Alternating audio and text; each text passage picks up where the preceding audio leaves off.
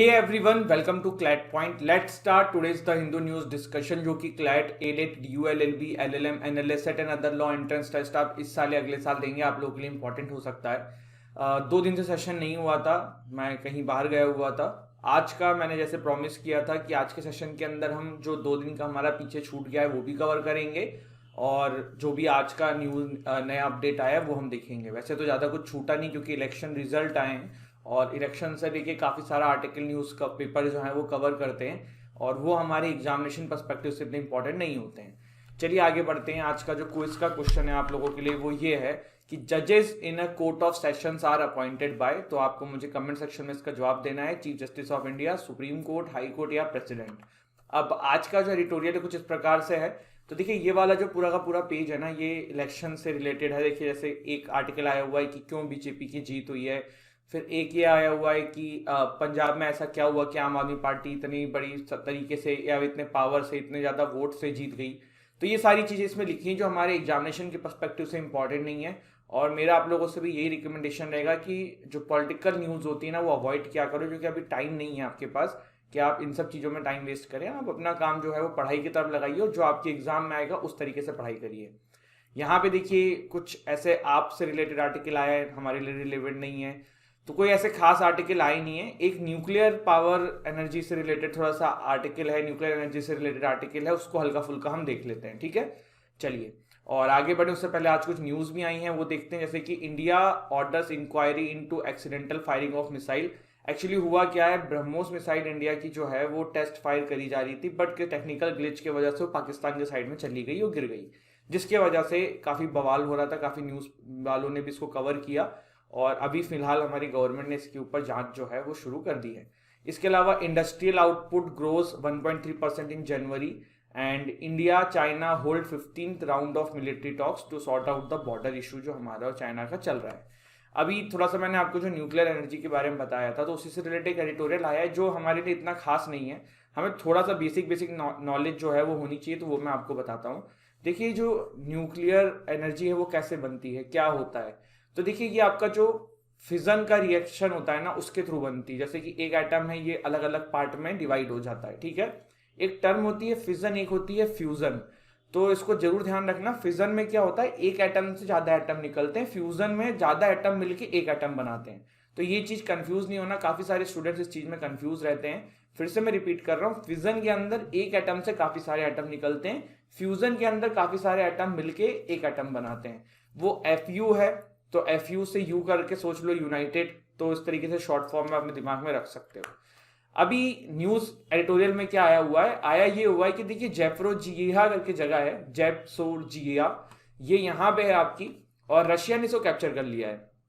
ये यूरोप का one of the biggest nuclear power plant है, और अभी ये रशिया के कंट्रोल में है। जैसे ही रशिया ने इसको कंट्रोल में लिया था, यूनाइटेड नेशन सिक्योरिटी काउंसिल में तुरंत मीट बैठी थी इससे रिलेटेड बात करने के लिए। ये नीपर रिवर के बगल में है, डी साइलेंट ईयर। तो ये कुछ बेसिक बातें हैं। वन ऑफ द 1984 के आसपास ये फंक्शन में आया था, और फिलहाल ये जो है रशिया के कंट्रोल में आ चुका है। तो इसी की वजह से ये एडिटोरियल हमने यहाँ पे देखा।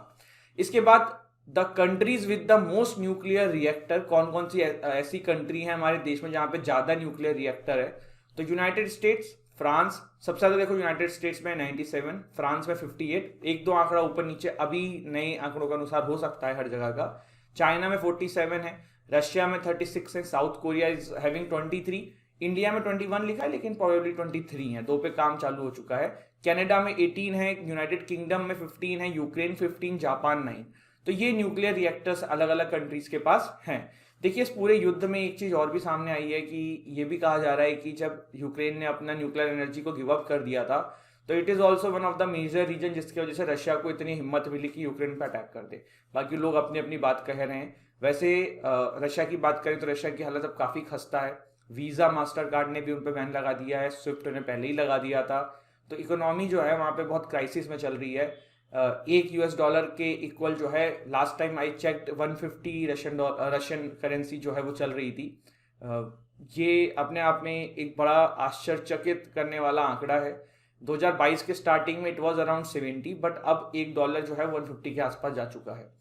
इसी के अलावा पहले किसी जमाने में $1 के आसपास होता था 15-20 रशियन करेंसी, लेकिन फिलहाल जो है अब ये आंकड़ा बहुत ज़्यादा ड्रास्टिकली चेंज हो चुका है और बहुत ही अच्छी चीज़ नहीं है ये रशिया के लिए। हाइपर इन्फ्लेशन वहाँ पे देखना पड़ सकता है।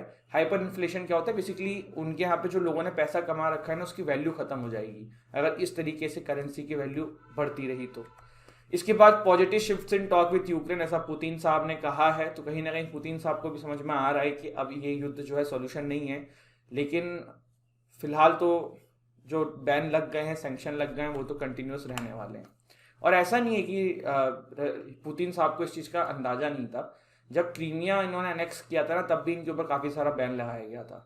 तो इन्होंने एक इंटरनल पेमेंट सिस्टम अपना बनाया हुआ है, लेकिन वो इस हद तक मदद नहीं कर पाएगा इनकी जितना मास्टर कार्ड, वीज़ा या स्विफ्ट, इन सब के थ्रू ट्रांजेक्शन्स होते थे। आज की न्यूज़पेपर में एक आर्टिकल आया है सोलर ट्री से रिलेटेड और ये इमेज लगी हुई है। तो सोलर ट्री क्या है? It's a tree shape solar power generation unit. और कहाँ पे है ये? वेलगुंडपुंडी इन गुंटूर डिस्ट्रिक्ट ऑफ आंध्र प्रदेश। तो ये बड़ी अच्छी इमेज थी और इस पे क्वेश्चन भी आ सकता है वन लाइनर टाइप का, तो ध्यान रखिएगा। अगर क्लाइट के अलावा जो दूसरे एग्जाम्स है, DULLB हो गया और भी कुछ एग्जाम्स हो गए, MSCT एंड ऑल, वहां पे इस पे क्वेश्चन बन सकता है। इसके अलावा first indigenous covid drug to be made available soon, तो एक ये भी बात चल रही है कि भारत के अंदर कोविड से लड़ने के लिए ड्रग जो है, दवाई जो है, वो बन जाएगी बहुत जल्द। और जैसे कि कहा जा रहा है, अंदाजा लगाया जा रहा है कि एक फ्लू के तरीके से कोविड आता रहेगा। तो अगर ये दवाई बन जाती है तो फिर इससे अच्छी कोई चीज़ हो नहीं सकती है। अब हम एक दिन पीछे चलते हैं। 11 मार्च के दिन जो हमने एडिटोरियल्स का पेज है कुछ इस प्रकार से था।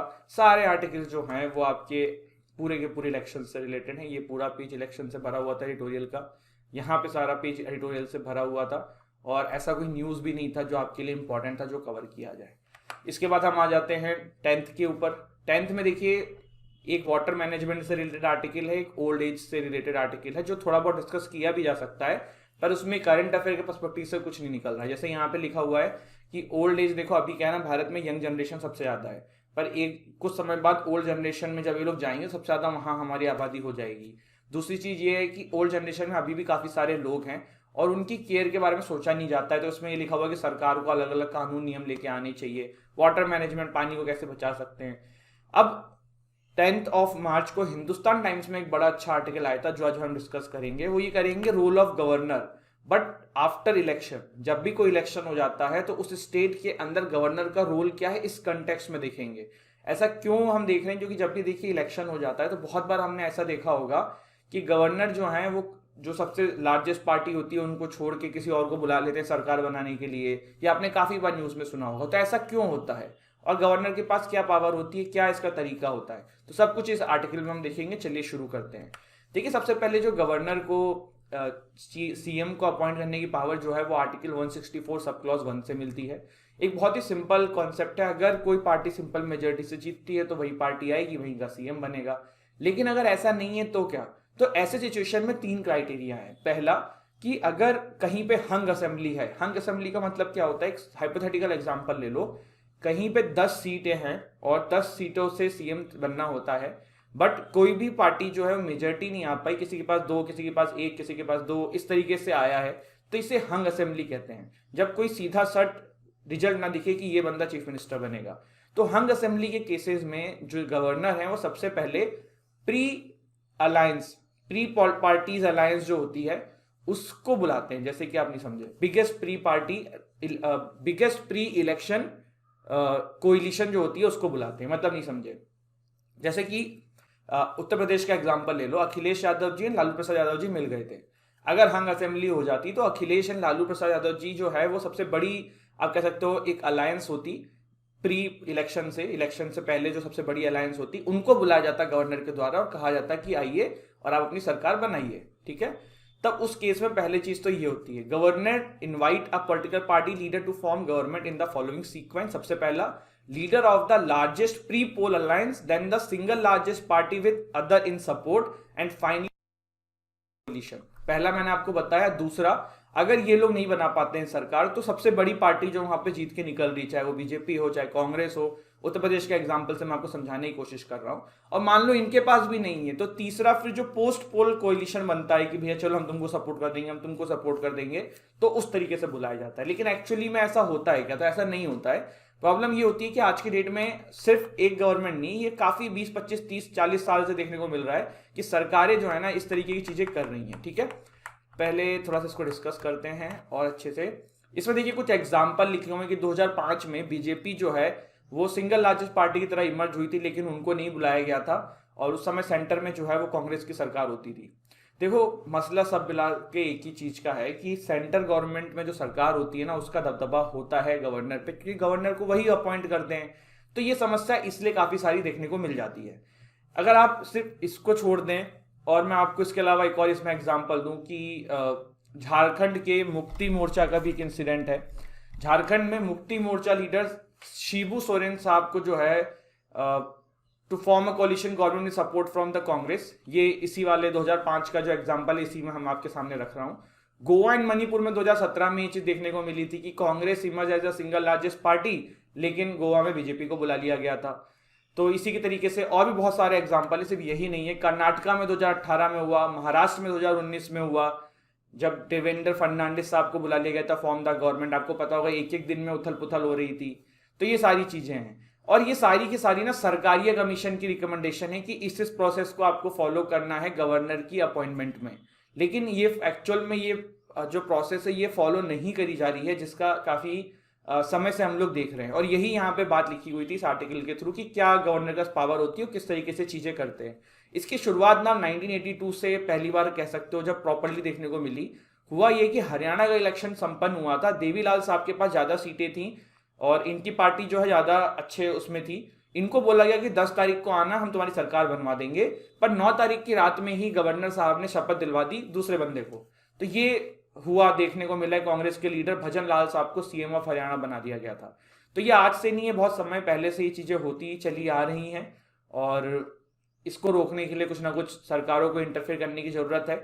इसमें कुछ सजेशन जो इसमें दिए गए थे वो दिए गए थे कि प्रेसिडेंट के कंट्रोल में चीजों को कर दो, एक स्पेशल विंग बना दो कि जहां जहां पे हंग असेंबली है ना वहां पे किस तरीके से चीजों को मैनेज करना है।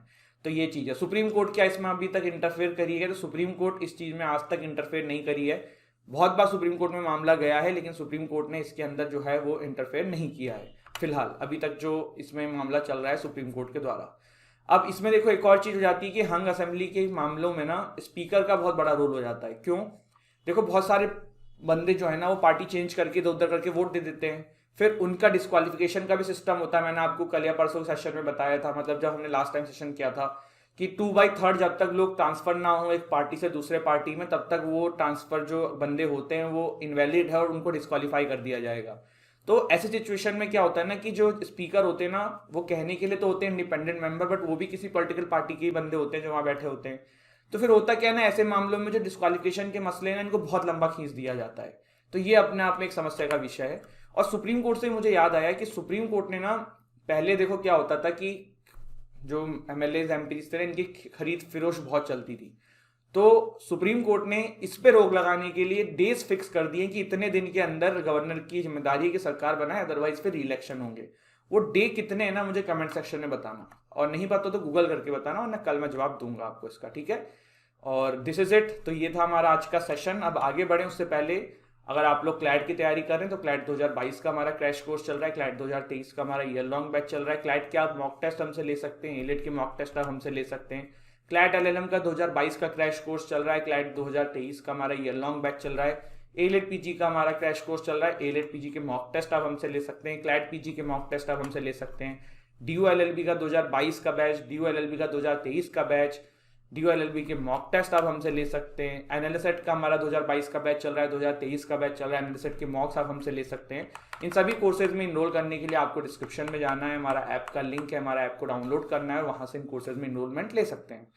अब यहाँ पे आज हमने रिवीजन में क्या क्या देख लेते हैं जल्दी से, क्या क्या डिस्कस किया। तो governor must be fair in inviting CM, governor का रोल आफ्टर इलेक्शन। यहाँ पे 2 छोटे छोटे आर्टिकल थे, 10 तारीख को, 11 तारीख को कोई आर्टिकल नहीं था। First indigenous covid drug to be made available soon, solar tree के बारे में देखा, positive shifts in talk with Ukraine, Putin ने बोला है, न्यूक्लियर रिएक्टर्स के बारे में थोड़ा सा जाना, कुछ न्यूज देखी, एंड ये क्विज का क्वेश्चन कमेंट सेक्शन में जरूर जवाब दीजिएगा। तो this is it, thank you so much. अब आपको पता है हमारा हिंदू का सेशन मंडे टू सैटरडे आता है, तो आप मंडे को मिलेंगे। एंड सेशन कभी कभी अगर मिस भी हो जाता है बहुत, देखो वैसे तो मैं कोशिश करता हूँ कभी ना हो। पिछले 3 महीने के अंदर आई थिंक 2 दिन का मैंने अभी पहली बार ब्रेक लिया है, और कोई बहुत अनअवॉइडेबल सर्कमस्टेंसेज आती है तो क्लासेस को थोड़ा सा ब्रेक देता हूँ कभी कभी, और उसको भी आप परेशान नहीं होइएगा, कभी ना कभी कवर हो जाएगा, बाद के सेशन में उसको कवर करते हैं, तो कोई टेंशन की बात नहीं है। Thank you so much guys, जय हिंद, जय भारत।